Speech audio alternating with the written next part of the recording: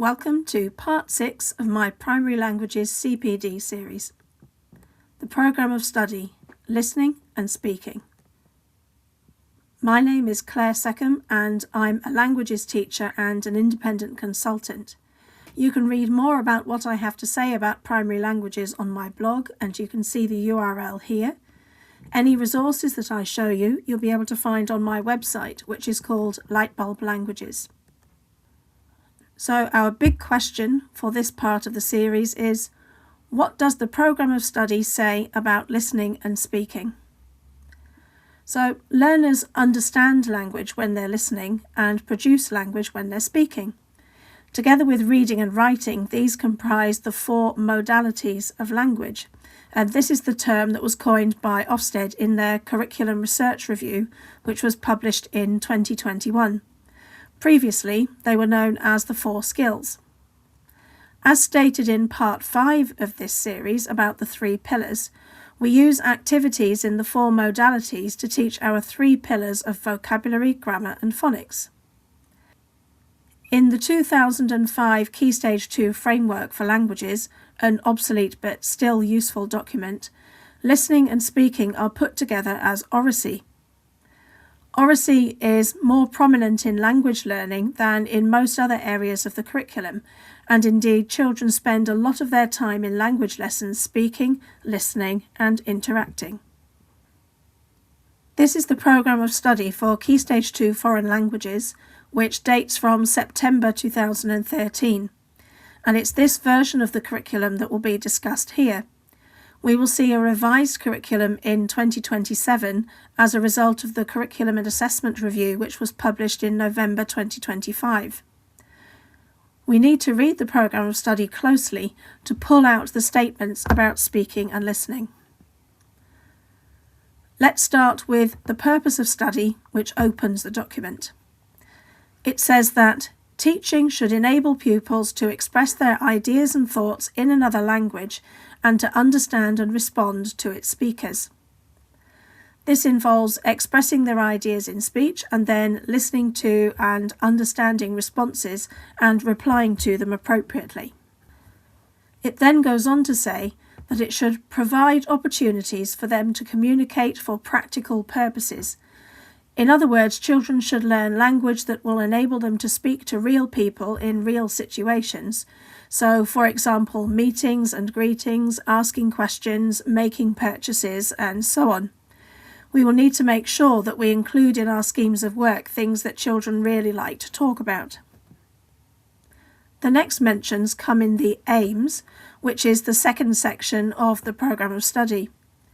The first statement says that all pupils should be able to understand and respond to spoken language from a variety of authentic sources. As in the purpose of study, it's saying that children have to listen to, understand and respond appropriately to language that they hear. Authentic sources for our purposes here will be songs, appropriate videos from places such as YouTube, audio or video recordings by children in a partner school in a target language country, or commercially available audio and video recordings. It goes on to say that children should be able to speak with increasing confidence, fluency and spontaneity. This confidence will be gradually built up over the 4 years of Key Stage 2, showing the importance of language learning happening regularly throughout the Key Stage. Regular practice and revisiting will build pupil confidence. And this goes hand in hand with effective teaching of phonics and children practicing forming the sounds of the language correctly. The word fluency is open to misinterpretation here.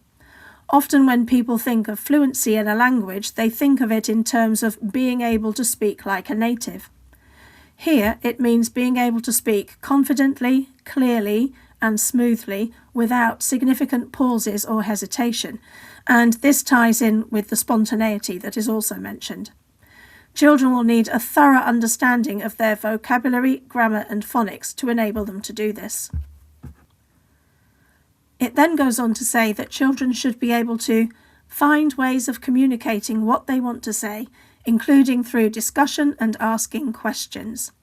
This reiterates the importance of being able to ask questions, which was first seen in the purpose of study. Again, only children with a thorough grounding in their vocabulary, grammar, and phonics will have the ability to be agile with their language and use it to say what they want to say. The final statement that relates to listening and speaking is continually improving the accuracy of their pronunciation and intonation. This refers to phonics, and this improvement in accuracy will once more only come with regular and systematic practice over the 4 years of Key Stage 2. Moving on next to the subject content, which says that teaching should provide an appropriate balance of spoken and written language. The oral and written skills then are of equal importance, but their use in the sequence of learning needs to be carefully considered. Speaking and listening in the languages classroom are vital for building confidence and understanding prior to writing. Reading and writing are supported by and then reinforce the speaking and the listening. Oracy is a foundation for later literacy. As James Britton said, reading and writing float on a sea of talk. Next, it says that teaching should enable pupils to understand and communicate, so listen and speak, to ideas, facts and feelings in speech, focused on familiar and routine matters. So for the facts part, we're thinking about things like saying your name, saying your age, describing yourself, talking about your family, saying what the weather is like, saying the date, talking about your town, talking about your school, and giving the prices of things. For feelings, we're looking at things like saying how you feel, giving your opinions of things and the reasons for those opinions, and talking about likes and dislikes. And all of these things are commonly seen in Key Stage 2 schemes of work for languages. The second paragraph of this section is relevant to schools who have chosen an ancient language. Speaking and listening are not usually a priority when learning these languages, which focus instead on reading and understanding. There then follows a list of attainment targets, and bear in mind that all of these represent the end of Year 6 picture. So firstly, it says that children should be taught to listen attentively to spoken language and show understanding by joining in and responding. Joining in might mean repeating a word or a phrase, answering a question, or showing understanding in a different way, such as performing a gesture or writing a number or letter to show the answer to a question.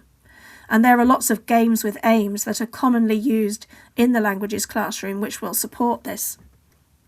The second point says that pupils should be taught to engage in conversations, ask and answer questions, express opinions and respond to those of others, and seek clarification and help.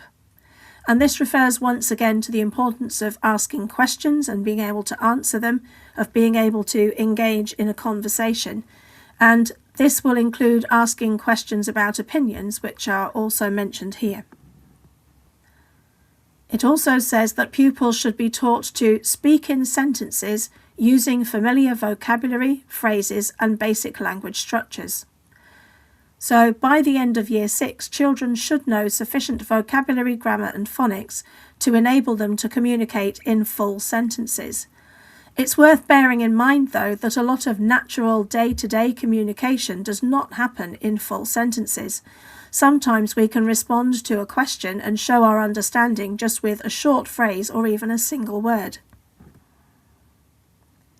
The fourth statement here says that children should be taught to present ideas and information orally to a range of audiences.